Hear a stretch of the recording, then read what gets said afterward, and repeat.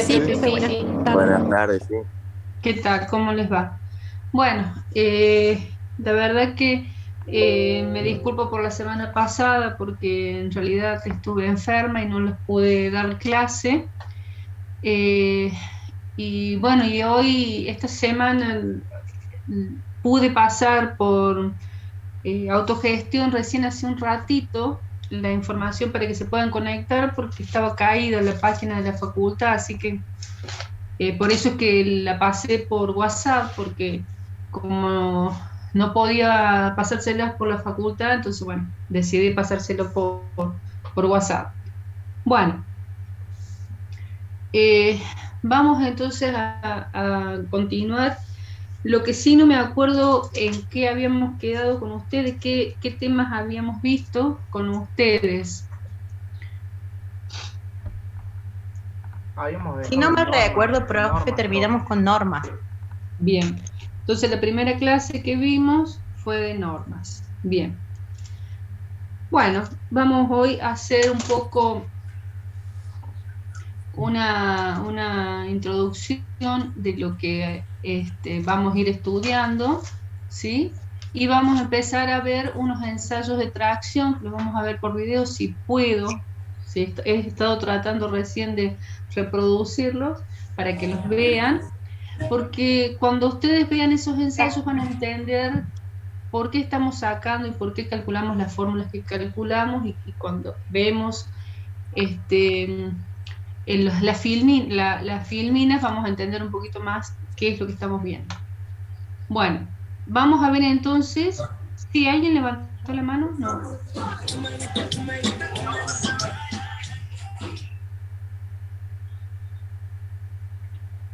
Los voy a silenciar y bueno, por favor, o levanten la mano o interrúmpanme cualquier cosa que me quieran preguntar, ¿sí?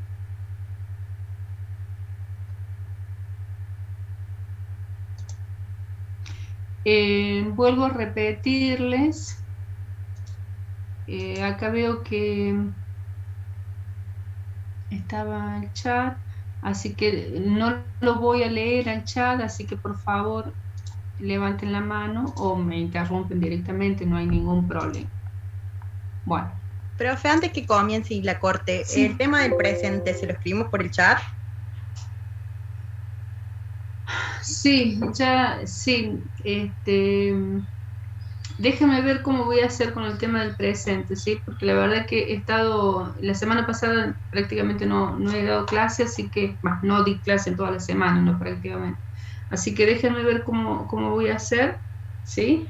Yo les aviso para que ustedes, cuando yo les avise, se pongan, se inscriban. Bueno, profe, muchas gracias. Bueno,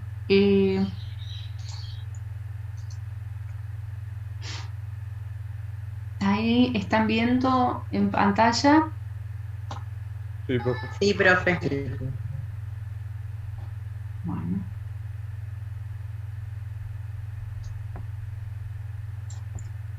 Bueno, vamos a hacer una introducción rápida porque perdimos la clase pasada, este, de lo que estamos viendo nosotros en la materia, que es el estudio en realidad de los materiales, las propiedades de los materiales, ¿sí? Por lo que vamos a entender un poquito los materiales que se usaron en el pasado, los materiales que se usan en el presente y los que se van a usar en el futuro, con hasta nuevas tecnologías y nuevos materiales. La clasificación que podemos hacer, y es la que nosotros tenemos para poder entender esta materia, ¿qué es lo que vamos a estudiar en esta materia? Y bueno, van a ser materiales metálicos, que es lo que probablemente estén viendo en el teórico, materiales cerámicos, materiales poliméricos y materiales compuestos. Bueno, los metálicos los van a ver en el teórico, los cerámicos también, aparte de los cerámicos van a ver conmigo, que se llaman hormigones, y los materiales poliméricos que también los van a ver conmigo, los materiales compuestos que lo van a ver en teoría. O sea que ustedes van a ver todos estos materiales durante todo el año. ¿Cómo es la evolución histórica de los materiales? Bueno, evidentemente el material está ligado a la vida cotidiana, ¿sí? Es decir, de acuerdo a cómo vamos evacuando nuestras necesidades, es que vamos utilizando los materiales. Y estas necesidades principalmente han sido de vivienda, luego han sido de transporte, electrónica, energía, y fíjense cómo ya cómo se usa con tecnología los materiales, que tenemos telecomunicaciones, etc. ¿Sí? La evolución de la humanidad ha estado siempre asociada a los materiales, desde que primitivamente el ser humano necesitó cubrirse por el frío y necesitó usar una piel, ¿sí? Un polímero natural, por supuesto, y así en adelante cómo fue evolucionando. Por supuesto, se fueron creando las armas. Estas armas primero fueron de madera, luego descubrió el metal, descubrió la fundición de metal, las aleaciones de metales, bueno, y así sucesivamente el ser humano ha ido conociendo los materiales y cuando los ha ido conociendo ha ido dándole un uso a los materiales, ¿sí? Bueno, acá tenemos un cuadrito donde tenemos desde los comienzos de la humanidad, ¿sí? Donde el ser humano ha ido conociendo materiales y los ha ido trabajando para su uso personal, ¿sí? Bueno, después hay como un estancamiento en el conocimiento de los materiales y después surgen los materiales que son específicamente cuando se empiezan a encontrar los materiales sintéticos, ¿sí? Donde después de ese descubrimiento crece exponencialmente el conocimiento y la tecnología para crear distintos materiales, ¿sí? Bueno, fíjense, acá tenemos que, a ver si esto lo podemos hacer más grande, así. Ahí está, ahí lo ven, ¿no? ¿Están viendo? Sí, profe. Sí, profe. Bien, bueno, tenemos entonces la evolución histórica, fíjense, donde de acuerdo a la antigüedad del ser humano, ¿sí? Va teniendo ese conocimiento sobre o ese descubrimiento de materiales, ¿sí? Y bueno, fíjense que en sus comienzos trabaja con, por ejemplo, polímeros, que son los polímeros, bueno, ya lo vamos a ver en esta materia, pero también esos polímeros están compuestos por polímeros naturales. Hoy se usan mucho los polímeros artificiales, ¿sí?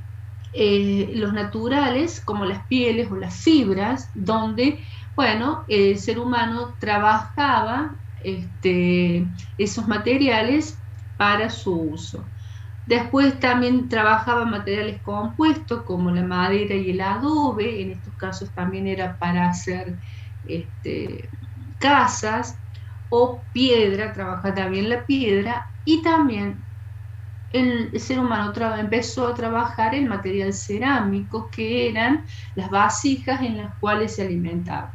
Este conocimiento ha ido creciendo a lo largo del tiempo, ¿sí? Por supuesto que si hablamos de la edad de piedra, como bien lo decimos, o sea, no tenían el manejo de estos materiales o cómo trabajar estos materiales o cómo poder utilizarlos, pero a lo largo del tiempo los van encontrando la utilidad. Bueno, también podemos decir que empiezan a conocer los metales, el oro principalmente. Bueno, conocen el cobre, luego del cobre empiezan a hacer aleaciones, ¿sí? donde consiguen de que el cobre mezclado con otros materiales pueden conseguir un material más resistente, más duro, como el bronce, ¿sí? Y empiezan a encontrar entonces que ya no necesitan usar o ya no usan los materiales, los metales puros, sino que mezclándolos con otros metales y por supuesto utilizando la fundición, consiguen otros materiales con propiedades que les sirven, ¿sí?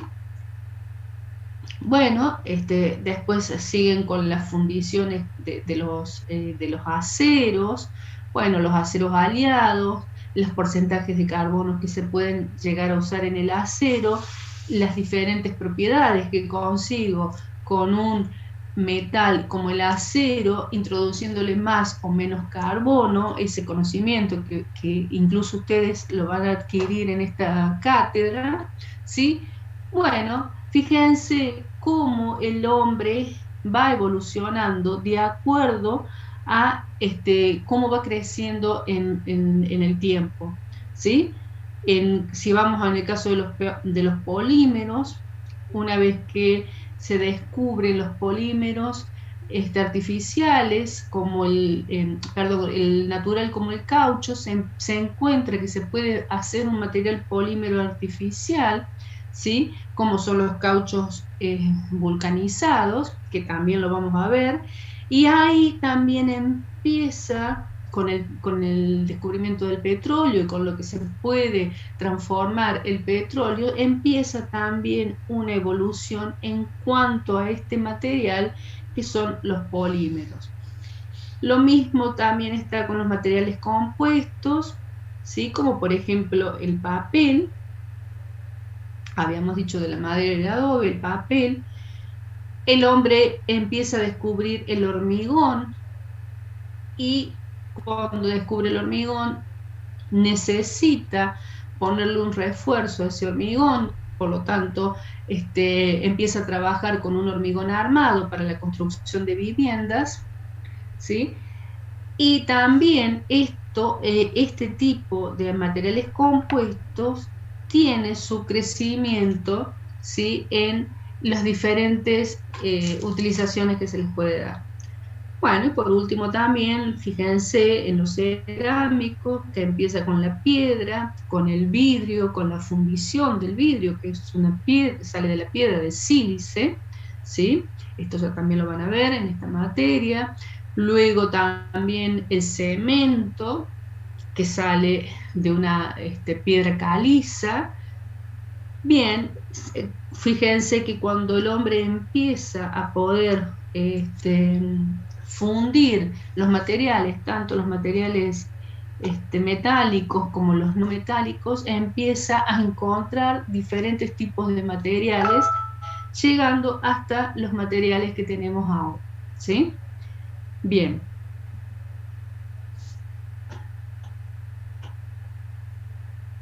¿Cuáles son las tendencias actuales en los materiales? Disminución del costo energético, y lógicamente la energía es muy cara en todo el mundo, por lo tanto se trata de disminuir esto, la reducción en el peso. Esto lo que se trata de conseguir es que un material tenga muy buenas propiedades, pero que además de tener esas buenas propiedades como de buena resistencia, buena durabilidad, tenga una buena reducción en el peso, ¿sí? Incremento en la resistencia, reducción en la contaminación. Bueno, esto es algo que se habló o se está tratando, no con mucho énfasis, y biodegradabilidad, que esto también se está viendo, de crear materiales que sean biodegradables y que esto no contaminen el medio ambiente.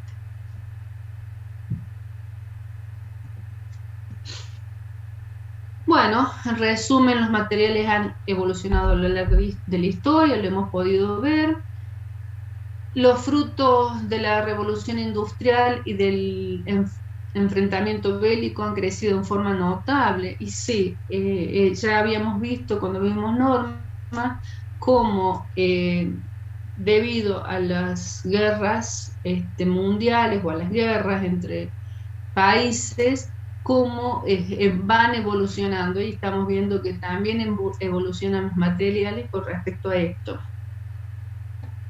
Los materiales compuestos han resurgido consecuencias de la aparición de nuevos materiales, y sí, ya no, es como les decía recién, ya no se trabaja con un material puro, sino que se trata, con esta nueva tecnología, se trata de mezclar materiales y ver qué resultados se obtienen con esto, ¿sí? Y la tendencia actual es la de equilibrar entre los diferentes tipos de materiales. Bueno, hoy en día, para darles un ejemplo, eh, podríamos decir que las casas se hacían, hablamos de la Argentina, ¿no?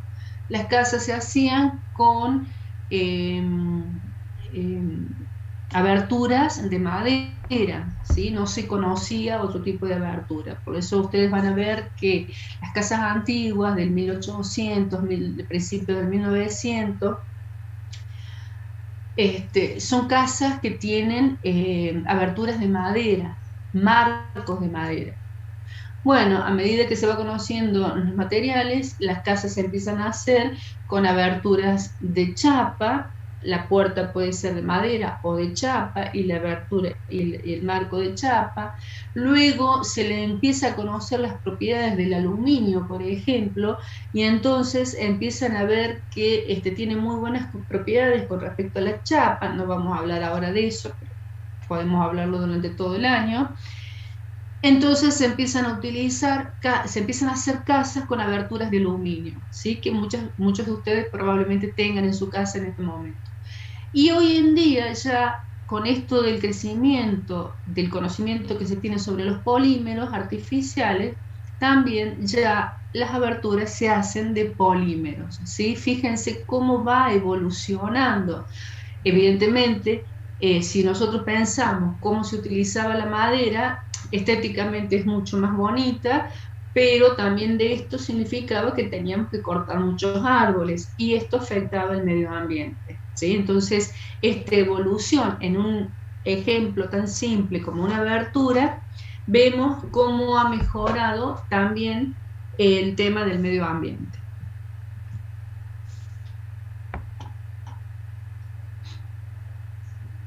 Bueno, habíamos visto entonces que los materiales se podían clasificar en metálicos, cerámicos, polímeros y compuestos. Lo que vamos a ver es criterios de clasificación de los materiales, ¿sí? ¿Cómo se clasifican los materiales?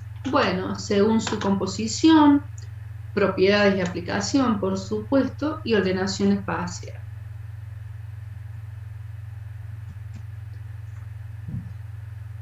Los materiales según su composición. Bueno, ¿de dónde salen? Y acá está, simplísimo, de la tabla periódica, ¿sí? Donde tenemos los materiales los materiales metálicos, ¿sí? Dentro de la tabla periódica. Bueno, tenemos material. Sí, te escucho. ¿No? Bien.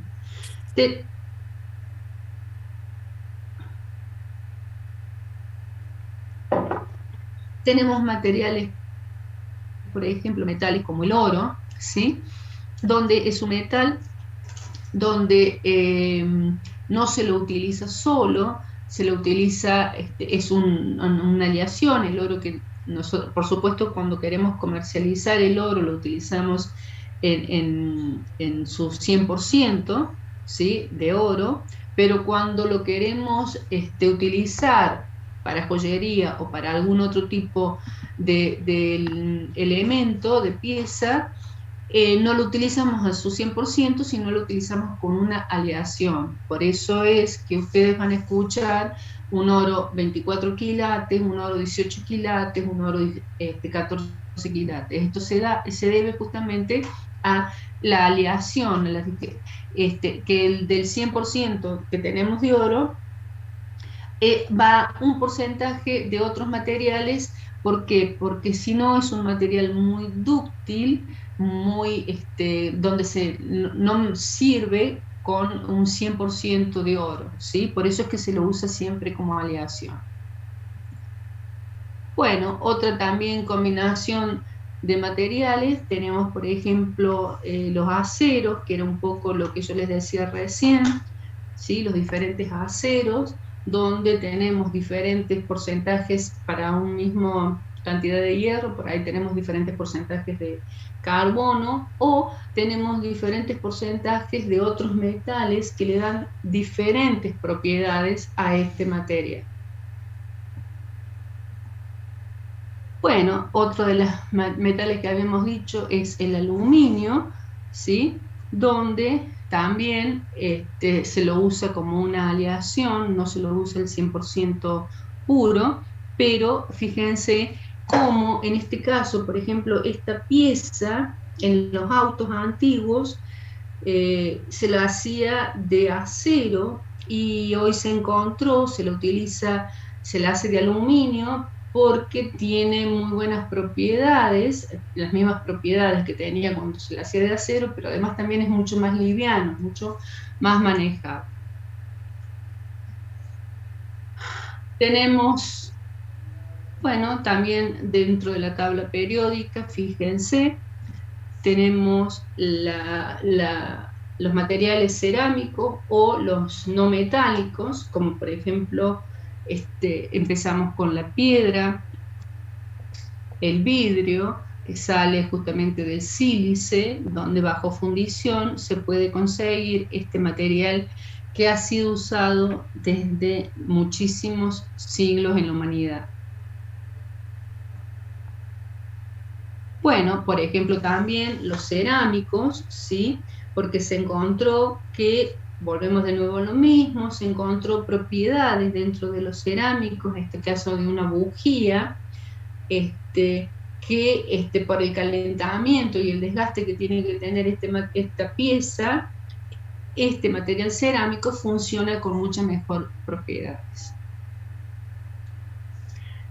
También fíjense, acá tenemos polímeros, fíjense, están dentro de la tabla periódica, donde tenemos los polímeros, ¿sí? Diferentes tipos de polímeros para diferentes usos.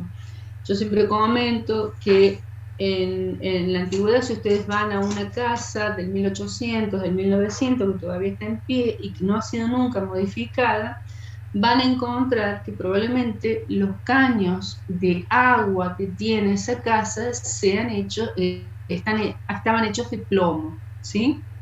Ustedes saben, posteriormente se encontró que el plomo es cancerígeno, ¿sí? Por lo tanto, fíjense que ahora todas las cañerías que se hacen en las viviendas son de plástico, de un polímero. Bueno, otra de las grandes avances fue el caucho natural que se saca de una planta. Bueno, ese caucho, vulcanizándolo, es decir, poniéndole azufre, y otros elementos químicos, y por supuesto calentándolo a determinada temperatura, conseguimos estos cauchos sintéticos que son de mucho uso. Bueno, y acá tenemos otro tipo de polímeros. Estos se han mezclado con átomos de cloro para darle otro tipo de propiedades. Bien, fíjense entonces cómo está relacionada lo que nosotros estamos viendo con la tabla periódica. Los materiales, lo que vemos entonces dentro de los materiales compuestos, habíamos visto la combinación de más de un material, como por ejemplo la combinación de la madera, ¿sí? combinación de la celulosa y la lignina, ¿sí? Tenemos la combinación de la celulosa y fibras, donde conseguimos el papel.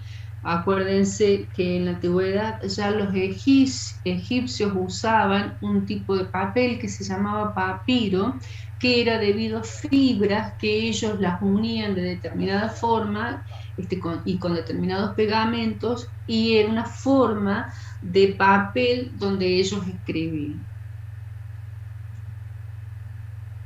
Habíamos hablado del hormigón armado, donde nos encontramos con que el hormigón trabaja muy bien a la compresión, pero no trabaja bien a la tracción, y después vamos a ver que el acero sí trabaja a la tracción. Por lo tanto, encontramos que una mezcla de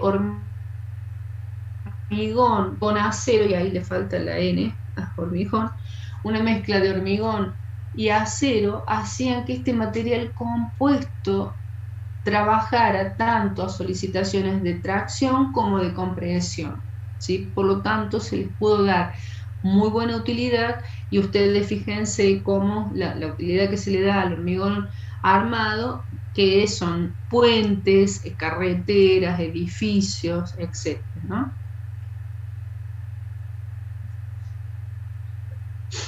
Bien, la clasificación de los materiales, las propiedades y aplicación. Se pueden clasificar en formas estructurales cuando cumplen la función de elemento resistente en una estructura, es decir, que tienen propiedades mecánicas. Por ejemplo, lo que vimos recién del hormigón. Electrónicos, a ver, ahí está. Electrónicos, ¿sí? Propiedades derivadas de la interacción del campo eléctrico material, es decir, que son materiales que tienen propiedades eléctricas, ¿sí? Y magnéticos, propiedades derivadas de la interacción campo magnético y material, es decir, que tienen propiedades magnéticas, como en este caso. Fotónicos, propiedades derivadas de la interacción de la luz, como en ese caso. Biomateriales, en el caso de sustitución de organismos vivos. En este caso, antes, cuando se sustituía en organismo, por ejemplo, una rótula, antes se lo hacía con un material que es muy puro, metal, que es el titanio, un material muy puro. Pero es un material tremendamente caro porque es muy escaso en la naturaleza. Y además por sus propiedades, tiene muy buenas propiedades. Por lo tanto, por ahí no se hacían estos reemplazos porque eran tremendamente caros. Bueno, fíjense cómo con la tecnología y el conocimiento de otros materiales, hoy se pueden encontrar materiales que no son tan caros y que pueden cumplir la misma función. Y los funcionales, como por ejemplo los de pegamento, ¿sí? Los polímeros que se los suele usar para pegamento. Bien. ¿Alguna pregunta? ¿Alguna duda?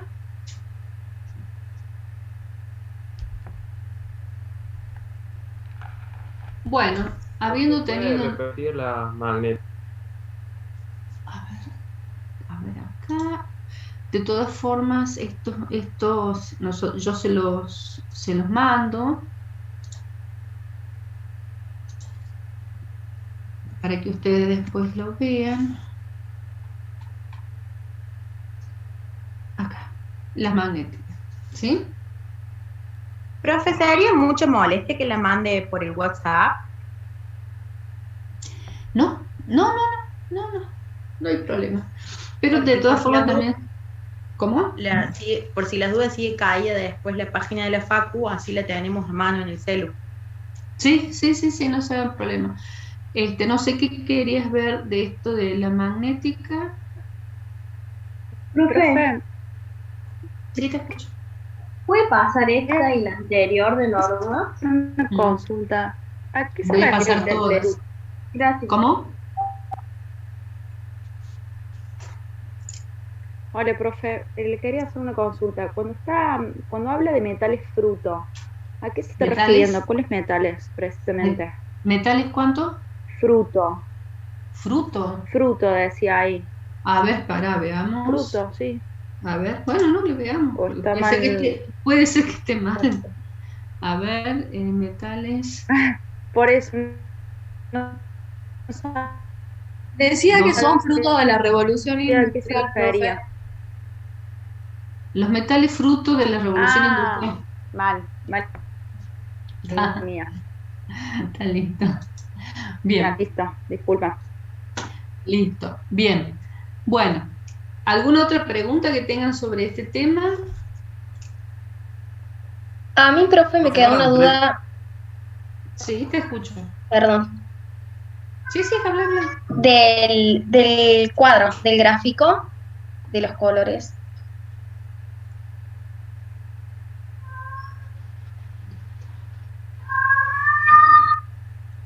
Ahí, ¿de cuál? ¿De este? ¿De este? Del S, sí. ¿Es Sí. por algo en especial que primero están los metales, después los polímeros, después los compuestos y los cerámicos o no? No, eh, en realidad el hombre fue descubriendo de a poco, o sea, los metales, o sea, los materiales. Si vos te pones a pensar, los primeros materiales que utilizó el hombre han sido los polímeros naturales, como por ejemplo las pieles, la madera, ¿sí?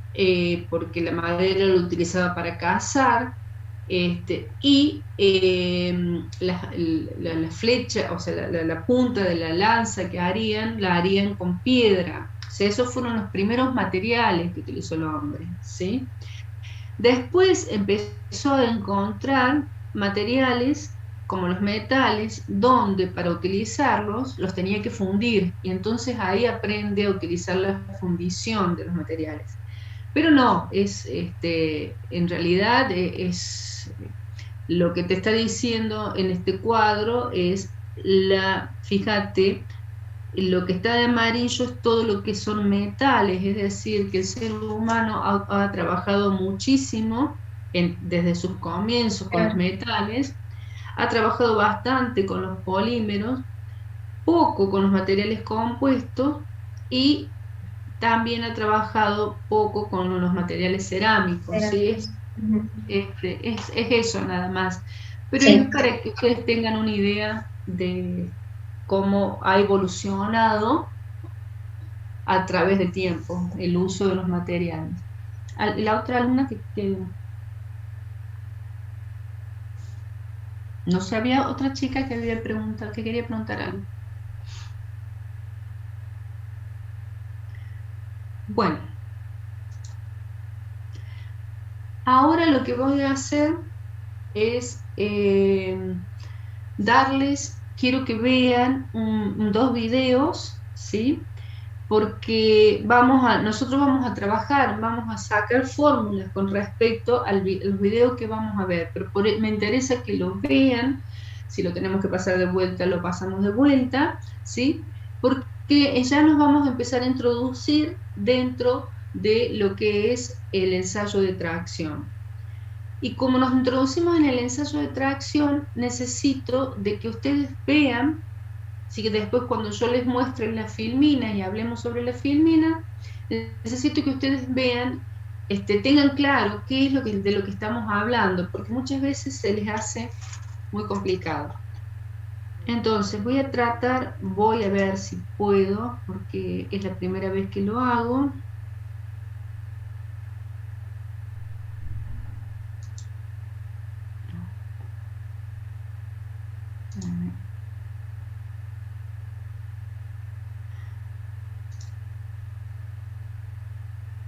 Espérenme un minutito.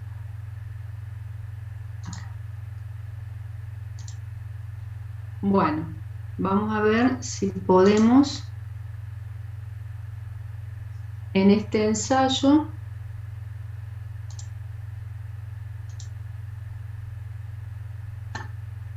se los pongo ahí lo están viendo todos. Bueno, esto es un ensayo de tracción, ¿sí? Donde tenemos, esta es la máquina, esta Profe, es la probeta que se está ensayando. José, profe, no se Sí, está viendo. no lo estamos No se viendo. está viendo. a ver, espérenme un minuto. Espérenme, porque lo que quería hacer, si no, no importa, se los paso la semana que viene, pero quería, o sea, ustedes no lo pueden, no lo ven al ensayo. No. No, profe, no se ve. A ver.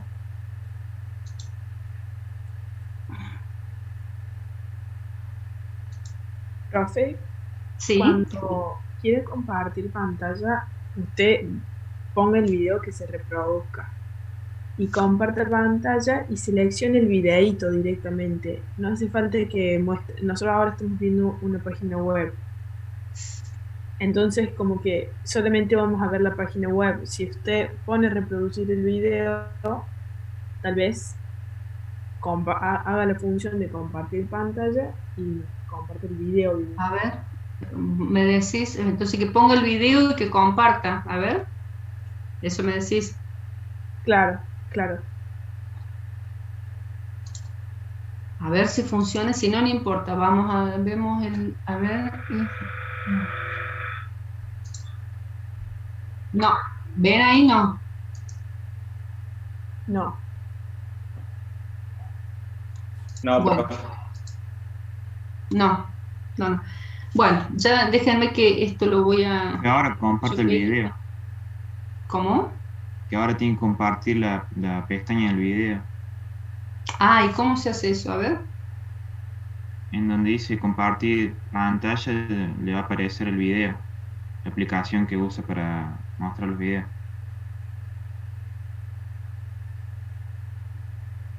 Compartir acá estoy en compartir pantalla. Pero no me sale. Si no, profe, ¿no hay una forma de que lo veamos por nuestra cuenta el video? No, porque lo que pasa es que yo quiero que lo hablemos, que se los quería explicar, pero no importa, no importa, porque lo vamos a ver la semana que viene, porque los vamos a ver a los videos. Déjenme que investigue más sobre cómo hacer. Yo pensé que ustedes lo podían ver. Así que no hay problema.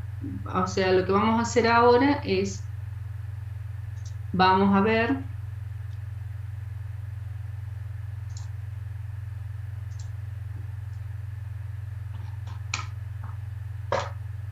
Lo que vamos a hacer es empezar con el ensayo de tracción y la semana que viene, entonces vamos a ver, al principio de la clase vamos a ver los ensayos y vamos a recordar lo que vimos del ensayo de tracción, para que ustedes puedan después hacer los ejercicios. Bueno, lo que nosotros vamos a empezar a hacer, vamos a empezar a estudiar, es el ensayo de tracción, ¿sí? ¿Qué es el ensayo de tracción? ¿Por qué se le dice ensayo de tracción? Bueno, porque tenemos una probeta, ¿sí? Que en este caso no son así, pero bueno, supongamos que es una probeta de esta forma, donde a esta probeta se le aplican dos fuerzas iguales y con sentido contrario. Es decir, si nosotros pudiéramos analizar estáticamente esta probeta, podríamos decir que esta probeta está en equilibrio. ¿Por qué está en equilibrio? Porque tiene dos fuerzas que tienen la misma dirección, ¿sí? Y tienen la misma intensidad y de sentido contrario.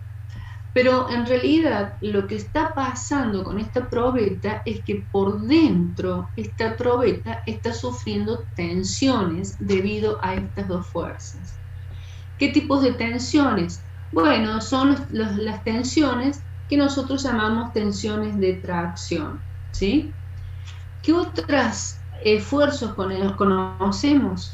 Bueno, son los esfuerzos de compresión. Fíjense, tenemos las mismas fuerzas, ¿sí?, que tienen la misma dirección, tienen la misma intensidad, por lo tanto, esta probeta está en equilibrio, no se mueve, pero el sentido de las fuerzas, fíjense cómo cambia, en este caso es hacia afuera, en este caso es hacia la pieza.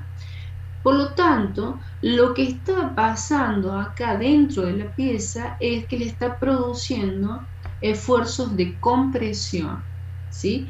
En este caso, ¿qué es lo que va a suceder con la pieza? Y la pieza se va a estirar. Y en este caso, lo que va a suceder con la pieza es que se va a comprimir, ¿sí? Se va a achicar. Bueno, otro de los esfuerzos que podemos conocer, que podemos tener, son los esfuerzos de flexión.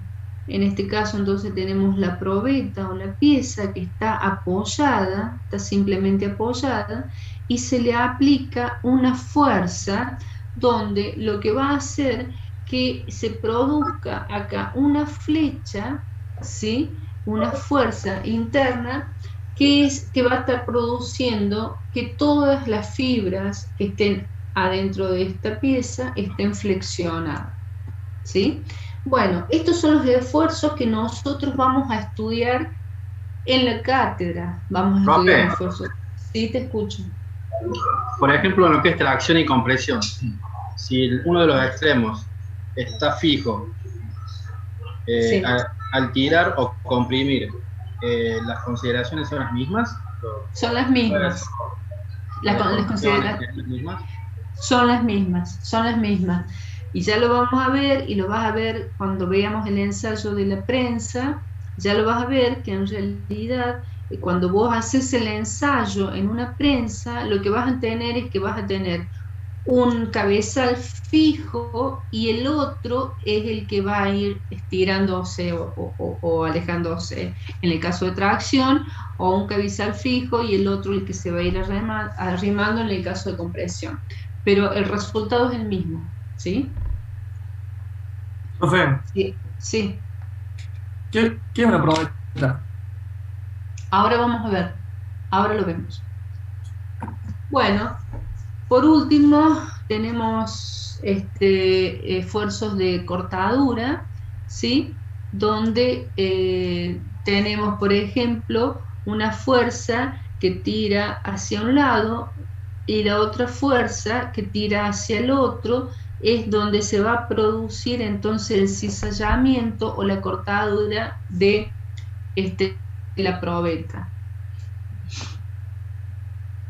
El ensayo de tracción, entonces decíamos, ya hemos visto que es un ensayo donde lo que se va a producir con la probeta o con la pieza es que tenga un estiramiento de la pieza, ¿sí? ¿Cómo se hacen los ensayos de tracción? Los ensayos de tracción se hacen en una máquina de ensayo, ¿sí? Y lo que vamos a necesitar que esa máquina de ensayo tenga la fuerza suficiente, y esto por supuesto uno cuando uno va a hacer un ensayo tiene que saber cuál es la fuerza, la capacidad de la prensa, ¿sí?, porque necesita alcanzar la fuerza necesaria para romper la probeta. Otra de las cosas que tenemos con la prensa es controlar la velocidad de formación de la probeta, por eso es que yo quería que ustedes vieran el ensayo, pero no se preocupen, lo van a ver. Por supuesto que vamos a sacar, ¿qué datos vamos a sacar o que estamos sacando de este ensayo de tracción? Es la fuerza aplicada, es decir, a qué fuerza rompió esa probeta o esa pieza, y por supuesto registrar la deformación que tuvo la probeta, ¿sí? Esto es un esquema de una máquina de tracción, que era un poco lo que explica, lo que preguntaba recién su compañero. Ustedes fíjense que en esta máquina de tracción tenemos las columnas, ¿sí?, que sostienen los cabezales. En estos cabezales tenemos un cabezal que puede ser fijo o móvil, dependiendo de la prensa, no necesariamente el de abajo tiene que ser el móvil, el de arriba el fijo. Hay prensas que tienen el cabezal móvil arriba, ¿sí? Por esto es que lo que le decía a su compañero, que si tenemos un cabezal móvil y el otro fijo, entonces este es el cabezal que va a ir produciendo la fuerza hacia abajo en este caso, ¿sí? Bueno, uno de los cabezales tiene lo que se le llama una celda de carga. Esta celda de carga en realidad es la prensa, es una prensa hidráulica, se la llama así, prensa hidráulica. ¿Por qué? Porque son prensas que trabajan con cañerías de aceite, que tienen aceite, ¿sí? Esas cañerías que tienen aceite son las que cuando uno va realizando el ensayo va provocando la presión en la cañería. Y esa presión en la cañería, a medida que uno va realizando el ensayo y va provocando ese estiramiento, se traduce en esta celda de carga, en un display, donde esa presión la va a traducir en fuerza, ¿sí?, que es lo que nosotros llamamos carga. ¿Está claro? Profe, Bueno, sí, te escucho.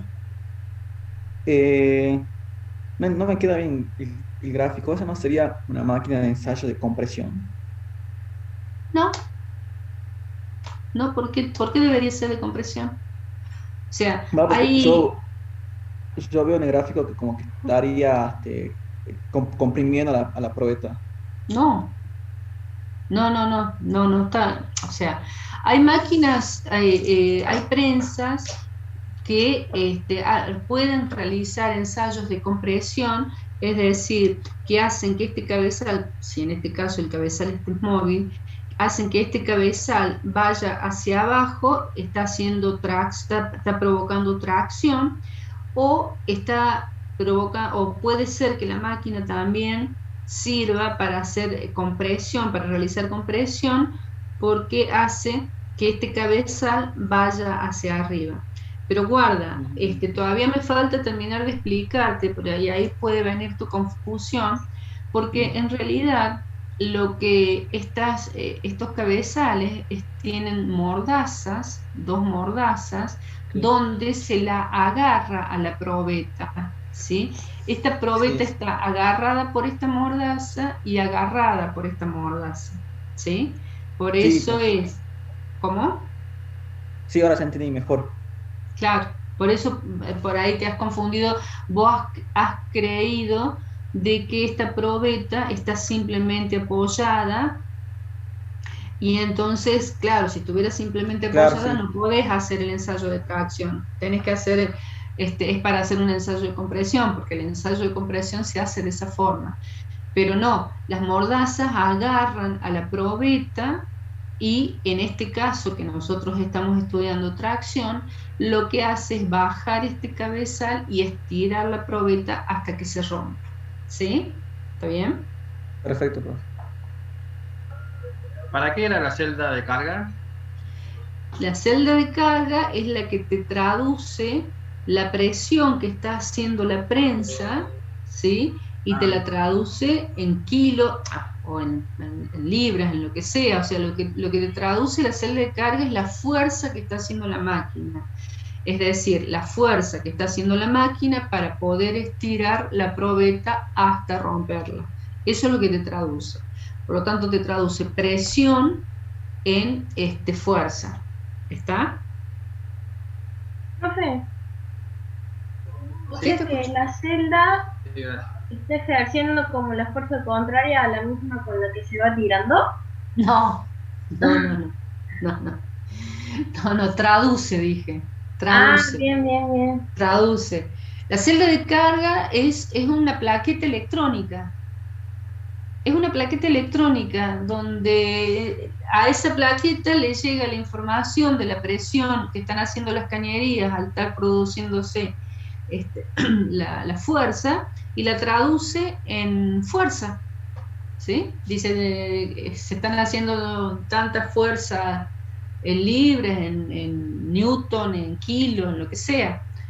Es una plaqueta electrónica la celda de carga, ¿sí?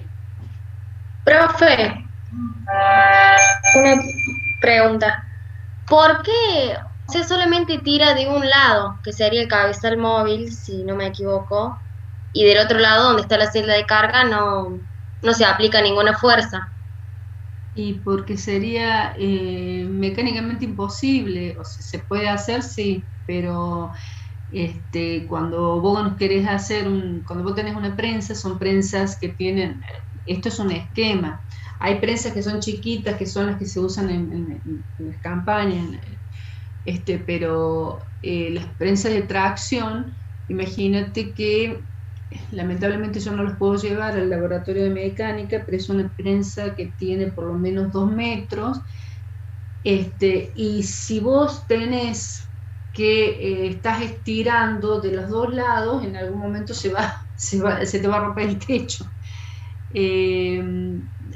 No tiene sentido estirarla de los dos lados, si esa es tu pregunta. Lo que se hace es dejar fijo uno, porque la prensa necesita estar fija, no puede estar, fíjate que acá vos tenés acá columnas donde este cabezal va bajando por medio de estas columnas. Entonces vos tenés que hacer, para hacer lo que vos planteás, tendrías que hacer que vaya para abajo y vaya para arriba, lo cual sería muy complicado hacerlo mecánicamente y no tendría ningún sentido hacerlo mecánicamente, ¿sí? Claro. ¿Y lo mismo la pieza se sigue considerando en equilibrio? La pieza está sometida a un esfuerzo de tracción, no se mueve, está metida acá, está sometida a un esfuerzo de tracción, ¿sí? O sea, cuando vos te estás cambiando, pero no te metas con el tema de equilibrio. Lo que yo te dije es que si nosotros consideráramos que esas dos fuerzas están actuando por fuera, vemos que están en equilibrio, por dentro están provocando tracción. Ahí está. Lo que nosotros nos metemos es en lo que está pasando por dentro, que es la tracción, ¿sí? Bien, sí, ahí está. Gracias. Bien. ¿Alguna pregunta más? Bueno, seguimos entonces. Esto sería el esquema, ya lo vamos a ver la semana que viene, van a poder ver cómo trabaja la prensa, ¿sí? Lo que estamos sacando nosotros, los datos que estamos sacando, era lo que habíamos visto al principio, es de la rotura de la probeta, o sea, de ese ensayo de tracción, lo que sacamos es el módulo de elasticidad, el límite elástico convencional o el sigma de fluencia, ¿sí? Si hablamos del sigma de fluencia, perdón, tengo que tomar mi medicamento, ¿no? Pero si hablamos del sigma de fluencia o el límite elástico convencional, estamos hablando es lo mismo. Otro dato que sacamos de ese ensayo de tracción es la resistencia máxima a la tensión, el alargamiento porcentual y el porcentaje de reducción del área a la fractura. Estos datos, ¿para qué los vamos a utilizar? Para conocer al material que estamos ensayando, ¿sí? Son datos que nos van a servir para poder dimensionar una pieza, ¿sí? Para poder diseñar una pieza conociendo los materiales con los que estamos trabajando. ¿Está claro esto? Sí, profe, una pregunta. Sí, te escucho. Ahí dice el límite elástico convencional a 0,2%. ¿Qué significa eso de 0,2%? Ya lo vamos a ver, no me quiero meter mucho en este tema porque lo vamos a ver dentro de un ratito, lo vemos. Se le llama límite elástico convencional porque nosotros adoptamos la escuela norteamericana, donde para esto necesito primero que sepan lo que es el límite de fluencia, ¿sí? Pero nosotros cuando hacemos el ensayo de tracción, lo que va a suceder, la prensa me va a decir, hay materiales donde la prensa me dice dónde está la fluencia, es decir, ese display que yo les decía, esa celda de carga, me va a ir diciendo dónde está la fluencia del material, y entonces yo voy a tener que la fluencia del material lo voy a tener a una determinada fuerza, ¿sí? Hay materiales que no me dicen dónde está, o sea, estoy haciendo el ensayo de tracción y no me delata el material dónde está la fluencia del material, ¿sí? Como no me la delata, bueno, tomo se ha comprobado que, o se puede llegar a decir, y esto es la escuela, por eso lo que te decía, la escuela norteamericana, porque la escuela inglesa dice que es al 0,1%, dice que el límite elástico, o sea, ese sigma de fluencia, que no me lo delató la probeta, está a un 0,2% de la deformación de el material, ¿sí? Pero eso ya lo vamos a ver más detalladamente cuando sigamos avanzando, ¿sí? Eso es lo que quiere decir. ¿Te queda claro?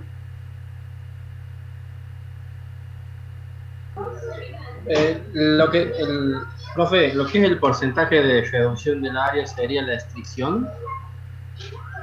Sí, el porcentaje de reducción del área es la estricción, exactamente. Exactamente. Si me disculpan 5 minutitos, me voy a buscar el medicamento que no lo puedo, no se me puede pasar de la hora. Perdónenme, 5 minutitos. Voy, busco el medicamento y me lo tomo. No hay problema, no hay problema. Sí, profe.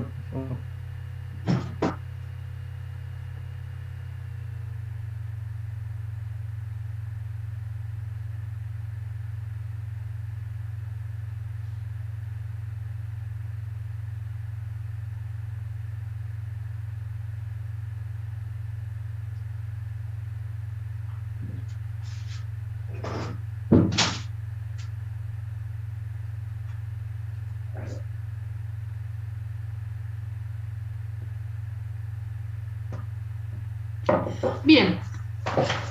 ¿Qué otra pregunta? ¿Seguimos entonces? Bueno, estos son los datos que voy a sacar de un ensayo de tracción. Para eso hago un ensayo de tracción. Un alumno preguntaba qué era una probeta. Bueno, hay diferentes tipos de probetas dependiendo del material que vamos a ensayar, ¿sí? Y dependiendo del tipo de ensayo que vamos a hacer, como por ejemplo, en este caso, los ensayos de tracción. Hay probetas de este tipo, hay probetas más alargadas, probetas que son como una chapita, ¿sí? Que eso, por supuesto, depende del material. La probeta se la trabaja, esto es un material metálico, ¿sí? Donde se le produce a la probeta un desgaste, que es este desgaste, ¿sí? Que tiene un determinado ángulo, esto ya lo hace el tornero, donde se le deja estos cabezales, que es donde la mordaza agarra estos cabezales. Ustedes cuando recién veían la probeta veían que tenían las mordazas y los cabezales no los veían porque los cabezales estaban dentro de la mordaza, que serían estos. Bueno, lo que se hace entonces cuando se empieza el ensayo es tomarle la medida del diámetro ¿sí? Por lo tanto vamos a tener un diámetro inicial de ensayo. Se le ponen dos medidas, ¿sí? Se le hacen dos marcas a la probeta y se le toma esa longitud inicial, esa va a ser nuestra longitud inicial, para cuando se termine el ensayo y si la probeta se haya estirado, lo que sucede es que cuando volvemos a unirla a la probeta, vamos a encontrar que esa longitud inicial se ha estirado y por lo tanto, como teníamos las marcas, podemos saber cuánto se estiró. Entonces, analizando la probeta después de rota, vamos a obtener que, fíjense, lo que se ha producido acá a lo largo del ensayo, se ha ido estirando la probeta hasta que se provocó una reducción en el área.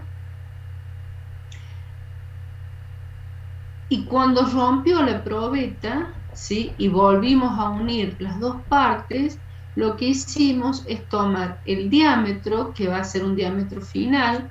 Fíjense que evidentemente ese diámetro final es menor que el diámetro inicial.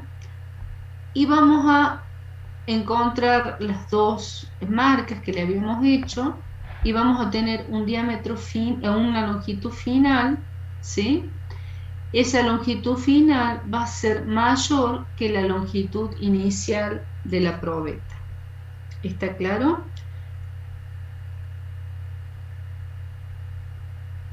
Sí, profe. Sí, profe. Bueno,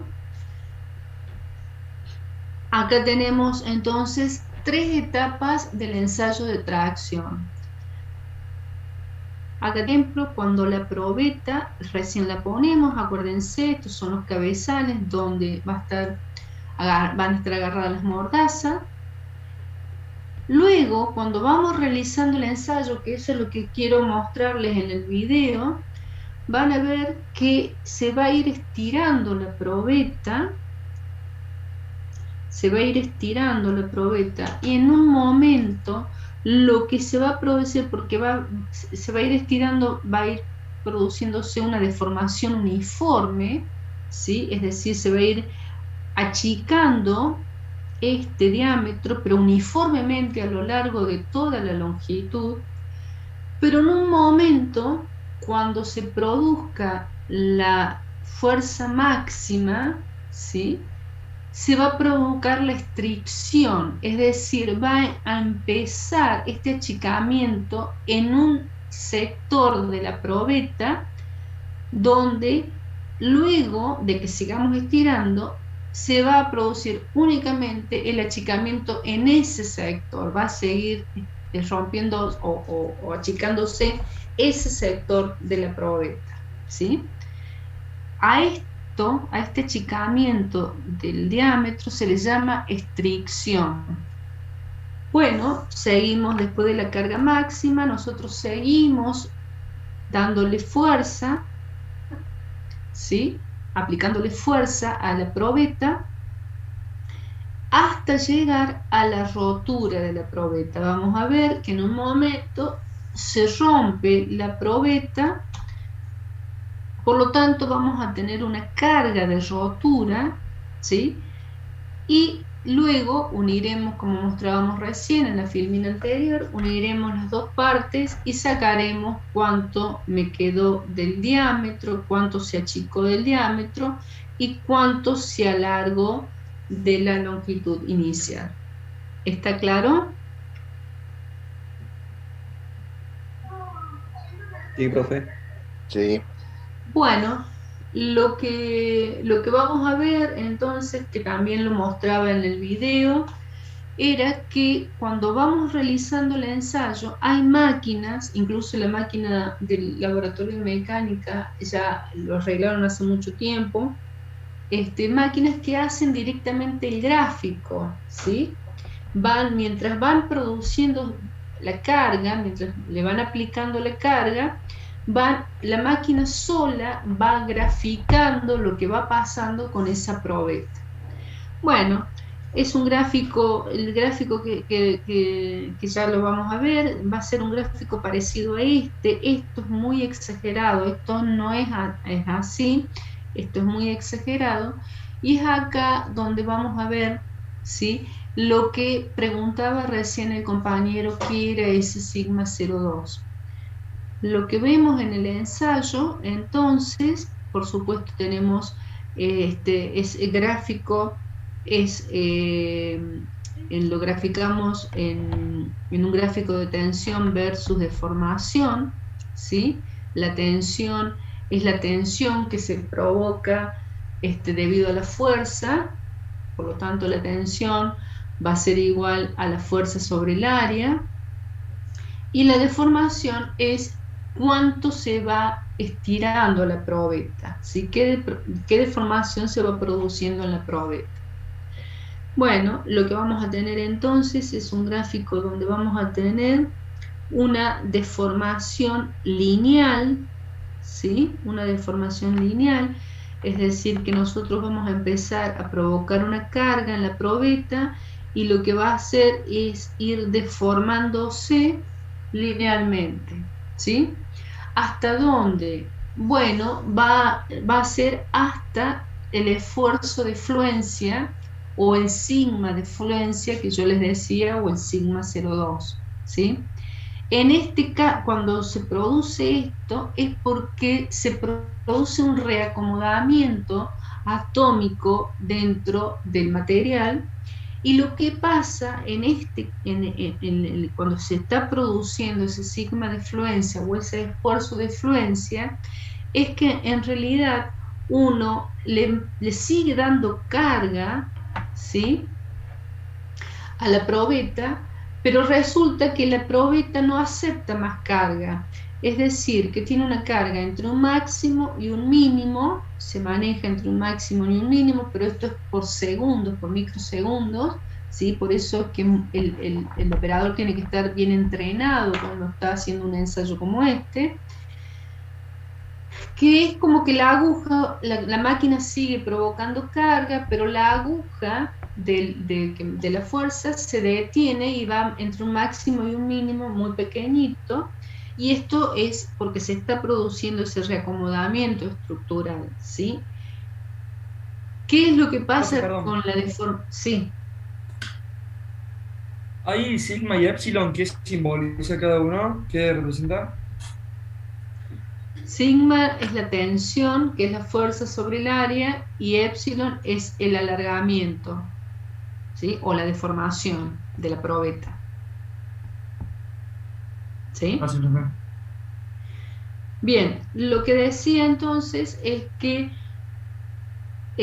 seguimos aplicando la carga en el esfuerzo de fluencia, seguimos aplicando la carga, pero la aguja no se mueve porque justamente se está reacomodando estructuralmente, pero la deformación, fíjense, sigue pasando. O sea, la deformación se sigue produciendo.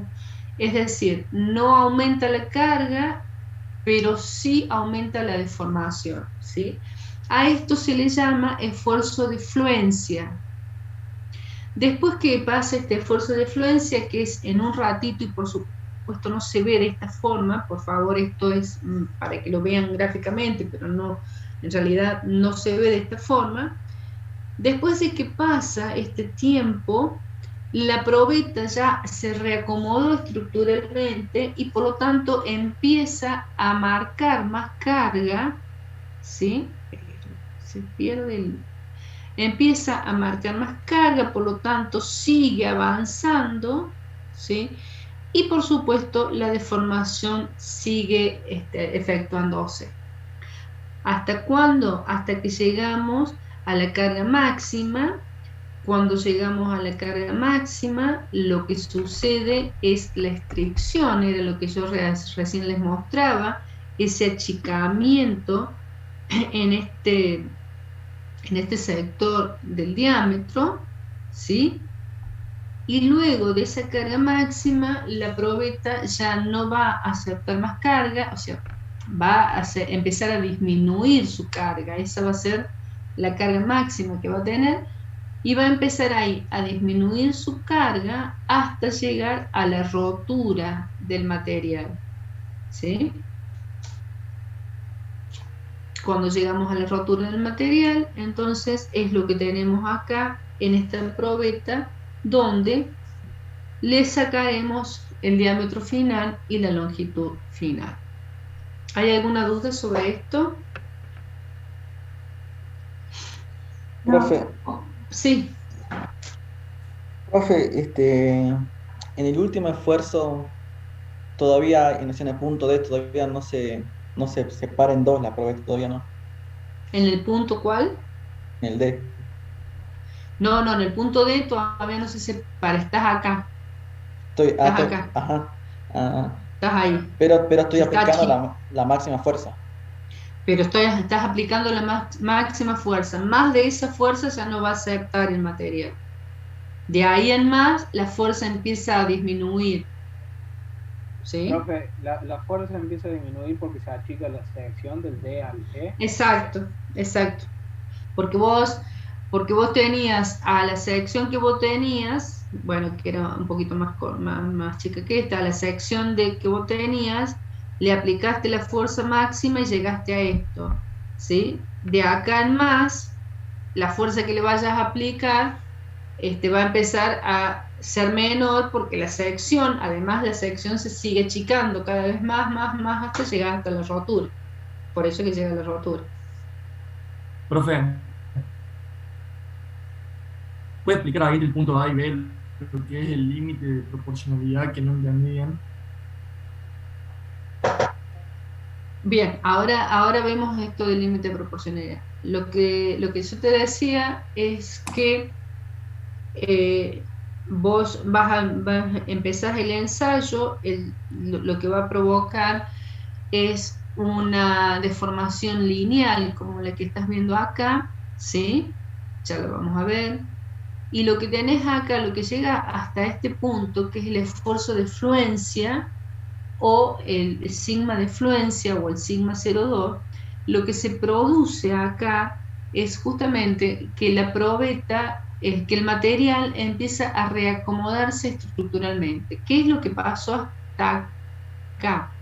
Bueno, cuando vos empezaste acá a hacer el estiramiento o a aplicar la tracción de la probeta, lo que pasó es que las moléculas iban cambiando de posición, los átomos iban cambiando de posición, ¿sí? Estirándose uniformemente, ¿sí? Pero llega un momento que ese estiramiento, esa fuerza que le estás provocando, hace de que esas moléculas tienen que reestructurarse, ¿sí? O sea, ya conservar la posición que tienen, ya no van a volver.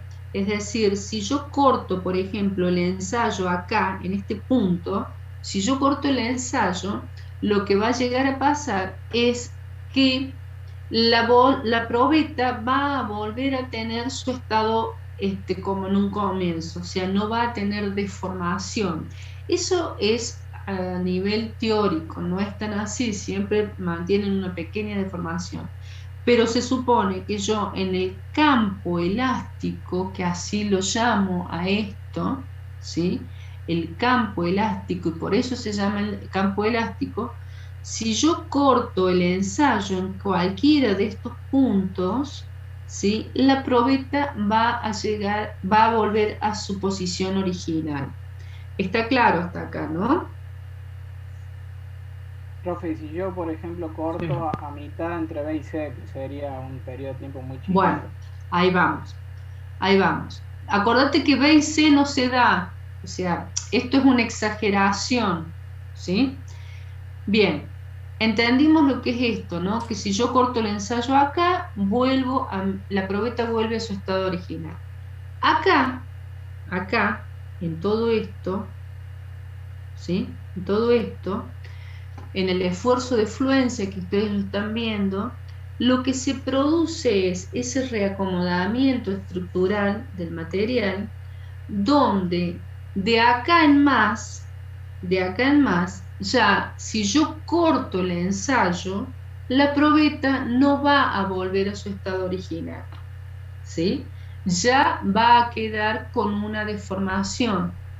¿Está claro? Luego de este periodo, ¿sí?, de fluencia que se le llama, sigue el periodo de endurecimiento, de deformación plástica, ¿sí? Entonces vamos a tener un campo elástico y un campo plástico. ¿Está claro? ¿Te queda claro? Profe, una pregunta. Y una vez que se corta el proceso, ponele, si se corta en B más cerca de C, ¿vuelve al estado en B o se queda ahí? Vuelvo a repetirte, esto no existe en la realidad. Vuelvo a repetirte, lo que vos vas a ver va a ser esto. Espérate. Bueno, no tengo ningún gráfico acá. Eso, mira, lo que vos vas a tener es, mayormente vas a tener una curva de esta forma, y esa fluencia va a ser unos picos que vas a tener acá, nunca vas a tener esa cosa estirada, ¿sí? Esto es para que entiendan lo que es la fluencia, pero esto nunca se va a dar en la realidad. Por eso quería que vieran en algunos esquemas está hecho en zigzag, digamos, esa parte. Claro, porque en realidad lo que se produce acá, por eso le digo que esto no es cierto, esto está exagerado, ¿sí? Lo que se produce acá es que vas a tener una carga máxima y una mínima, una máxima y una mínima. Esto lo va a hacer varias veces, el ensayo, lo va a hacer varias veces hasta que se reacomoden los átomos, y luego, una vez que se reacomodan, sigue el ensayo en una curva como esta. Por eso esto es para que ustedes vean que acá hay un esfuerzo de fluencia, pero que no se da de esta forma así alargada, sino se da de una forma muy chiquita. Son unos segundos que se producen y luego sigue el ensayo con la curva como este caso, ¿sí? No sé qué querías preguntar el chico que preguntó recién.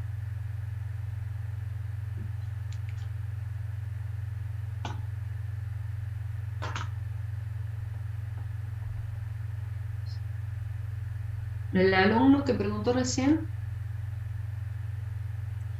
No, profe, yo quería preguntar si cuando se cortaba más cerca de C volvía a B, pero bueno, si no existe ese proceso en el que más o menos se Es que no mantiene. se corta. O sea, vos decís el ensayo. Claro, el ensayo. No, Si no, vuelve, no, no. se vuelve a No, no. un estado anterior sin llegar al original, si se puede retroceder un poco. No, esto, vuelvo a repetirte, esto no existe.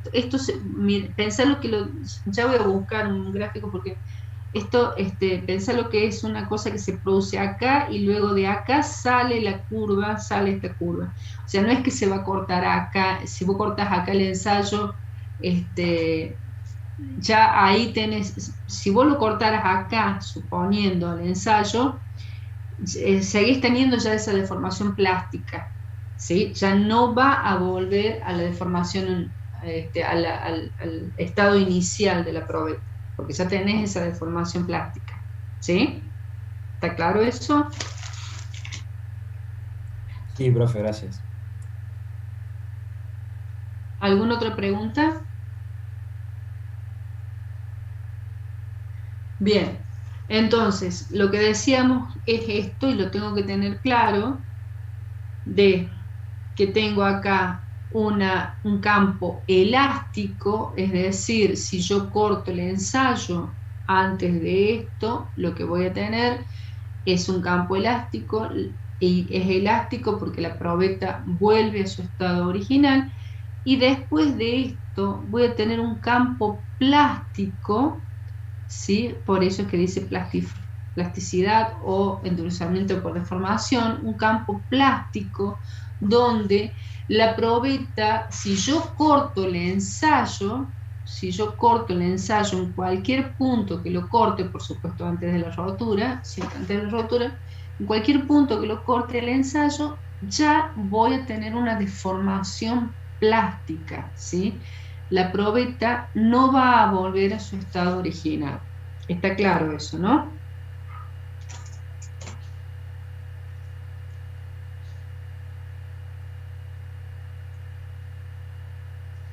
Bueno, ya en la semana que viene, bueno, no, pero en el video ese sale perfectamente la fluencia. Ustedes lo que pueden tener, entonces era, decíamos, es el ensayo, la curva con una pequeña fluencia, que acuérdense, esa fluencia la denunciaba únicamente, o sea, eso no lo podemos calcular, no es calculable, lo denuncia la probeta cuando se le está realizando el ensayo que muestra esa fluencia, ¿sí? O puede ser que la probeta no denuncie la fluencia, como por ejemplo suele suceder con los aceros grises, que no denuncian, o algún otro tipo de material, no denuncian la fluencia, y por lo tanto lo que vamos a terminar teniendo es un gráfico como este que tenemos acá, ¿sí? Donde tenemos la zona elástica, y luego de esta zona elástica, de esta recta, lo que tenemos es la curva hasta la rotura. Fíjense, en la carga máxima empieza la estricción, y luego finalmente, ¿sí?, cuando terminamos de aplicar la carga, termina en la rotura del material, ¿sí? Este caso también lo podemos tener. En el caso, que era lo que preguntaba el compañero en un principio, que era el sigma 02, bueno, como este material no me denunció la fluencia, no me la denunció, entonces la tengo que sacar de alguna forma. Como la fluencia no se calcula, no la puedo calcular, lo hago con un método que es el método del sigma 0,2%, ¿sí? De esa forma, entonces, puedo determinar la fluencia del material en sigma 0,2, y de esa forma determinar dónde se encuentra dentro, o sea, a qué carga le corresponde a ese sigma 0,2 o ese sigma de fluencia. ¿Está claro esto?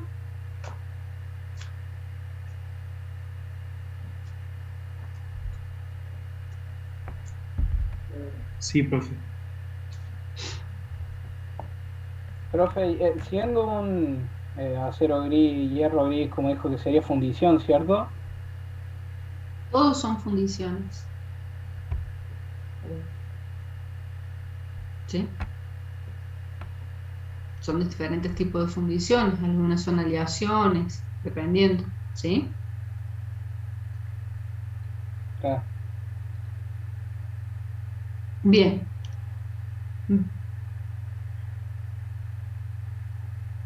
Bueno, acá tenemos entonces lo que habíamos dicho de lo que teníamos, que graficábamos tensión versus deformación. ¿Qué era la tensión? Bueno, la tensión, si nosotros tenemos una probeta que tiene una longitud L sub 0 y un diámetro, un área A sub 0, si nosotros les aplicábamos esa fuerza de tracción, la probeta se iba a estirar, por lo tanto ese L sub 0 se iba a incrementar un delta L, y por lo tanto el diámetro también, si se estira, si estamos estirando la probeta, el diámetro por supuesto se va a achicar, ¿sí? Bueno, espérenme que saque esto de acá. Las unidades, bueno, entonces decíamos que la tensión es igual a la fuerza que estoy aplicando sobre el área, ¿sí? El área sub 0. ¿Cuál es el área sub cero? Es el área inicial, es decir, el diámetro inicial de la probeta, ¿sí? ¿En qué unidades? Bueno, si yo tengo que la fuerza está en kilos y el área está en milímetros, por ejemplo, el área está en milímetros cuadrados, puedo decir entonces que la tensión se mide en kilogramos sobre milímetros cuadrados. También la puedo decir que si la fuerza está en newton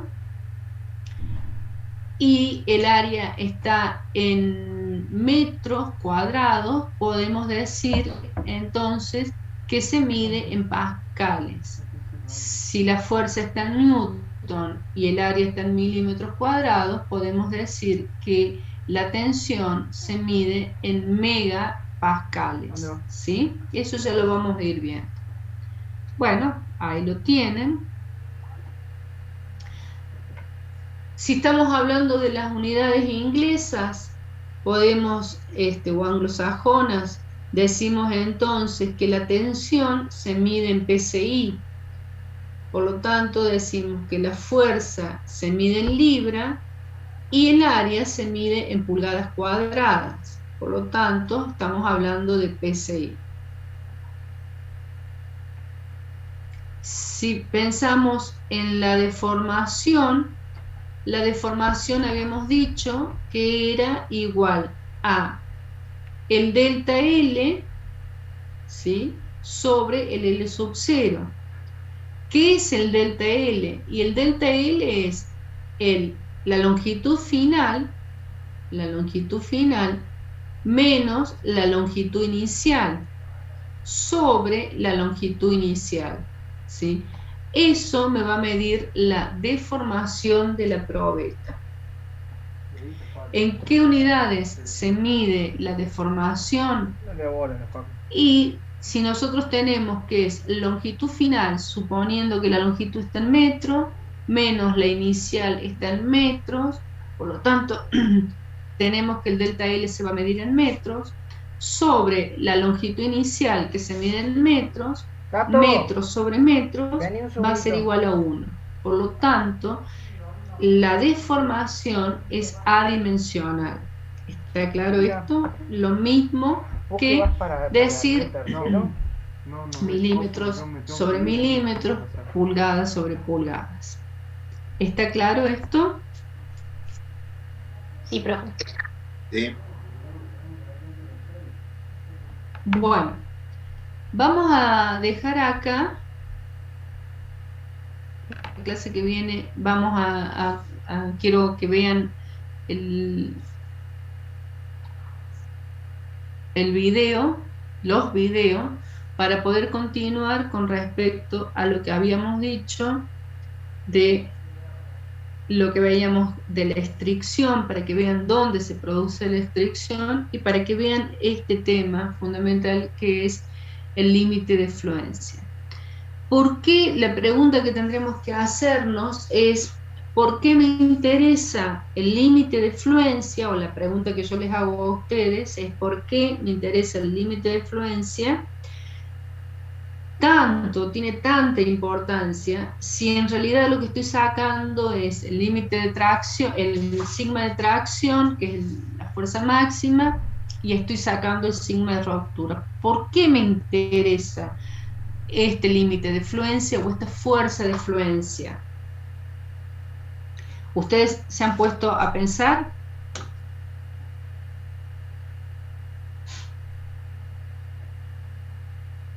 Bueno, en realidad a mí me interesa, por eso es tan importante saber si la probeta me denuncia esa fluencia y si no me la denuncia, poder sacársela, porque cuando yo dimensiono, cuando yo estoy calculando una pieza, la calculo con el límite de fluencia, con el sigma de fluencia. Esto le tiene que quedar claro. Yo nunca calculo nunca dimensiono una pieza con el sigma de tracción. ¿Y por qué no dimensiono con el sigma de tracción?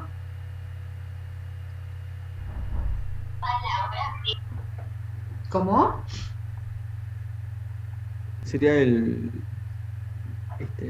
punto máximo, profe. ¿Será porque se Claro, dimensiona? el signo Por de un tracción coeficiente en es seguridad, la fuerza profe. máxima. Por una ¿Por qué cuestión de nunca seguridad. dimensiona? Por una cuestión de seguridad, es un coeficiente de seguridad eso. Porque se dimensiona respecto al caso más desfavorable. No. Para El caso más para Que es el punto antes de que haya una deformación. también.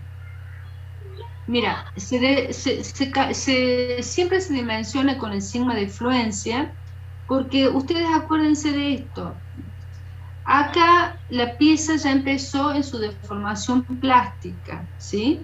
Si yo sigo aplicando carga a la pieza, va a llegar un momento que voy a llegar a la estricción de la pieza, que es lo que estoy viendo acá, ¿sí? Si yo llego a la estricción de la pieza, y si yo llegara a dimensionar la pieza, a calcular la pieza con el sigma máximo, ¿sí? Si yo la dimensiono con el sigma máximo, en la primera carga máxima que le aplique a la pieza, ya se me va a producir la estricción, ¿o no?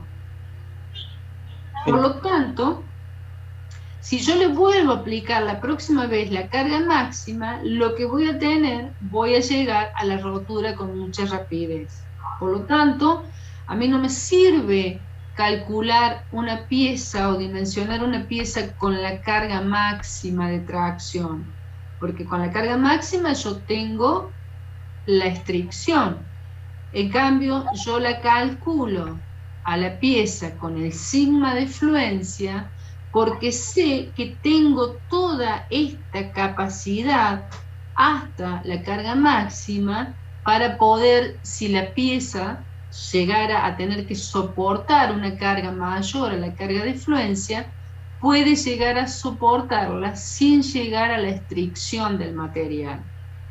¿Está claro eso? ¿Lo ven? No, no logro verlo, profe.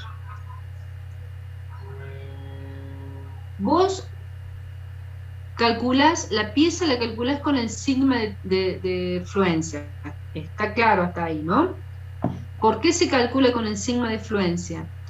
Porque vos tenés este hándicap hasta llegar a la carga máxima, ¿sí? De que si tuviera que tu pieza soportar una carga mayor a la del sigma de fluencia, la puedes soportar sin llegar a la estricción. Ahora, si llegás a la carga máxima, vos sabes que en la carga máxima empieza la estricción del material. ¿Está claro? Por lo tanto, al empezar la estricción, se achica el diámetro y esa carga y esa pieza va a sufrir, va a soportar menos carga porque su diámetro ha sido menor. Por eso nunca vas a calcular una pieza en el sigma máximo o en la carga máxima, porque en la carga máxima tenés la estricción del material. ¿Está? ¿Lo ves? Sí, sí. Ahí sería la rotura estructural del material. Rotura estructural.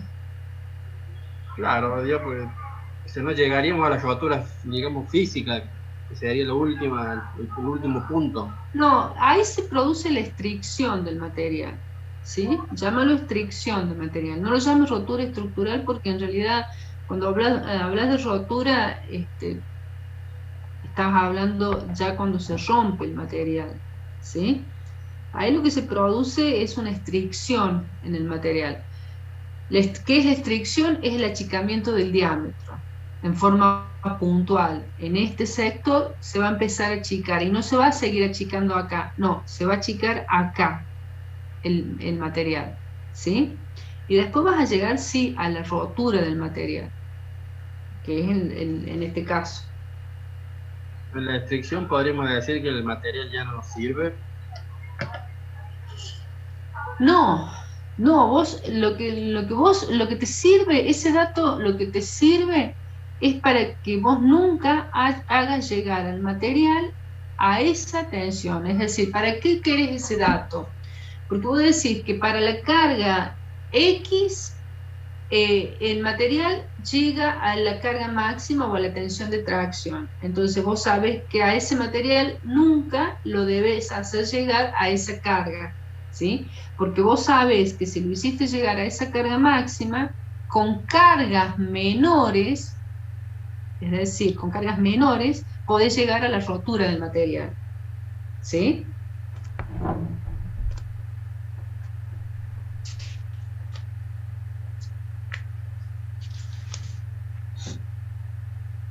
¿Te queda claro?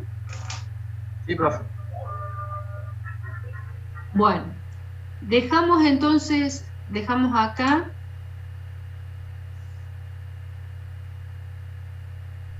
Dejamos acá y la semana que viene entonces voy a ver cómo hago para que se vea el video, para que ustedes lo vean y puedan, todo lo que hemos visto hoy, lo puedan entender bien en el ensayo, ¿sí?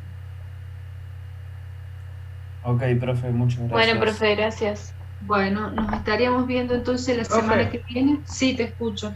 ¿Los PowerPoint y lo que vimos hoy lo vas a subir en algún lugar? Sí, yo siempre, no se hagan problemas, por ahí me olvido de subírselo, pero siempre les subo todos los PowerPoint se los subo, ¿sí? Por ahí que me los recuerden no está mal, pero yo les subo todo para que ustedes los tengan. Los subo por autogestión, normalmente los subo por autogestión para que todos los alumnos que, aunque no estén en WhatsApp, lo tengan, ¿sí? Pero no tengo problema de subirlo también por WhatsApp. Muchas gracias, profe. Bueno, nos estaríamos viendo la semana que viene. Bueno, profe, nos vemos la semana que viene. Suerte. Chao, profe. Chao.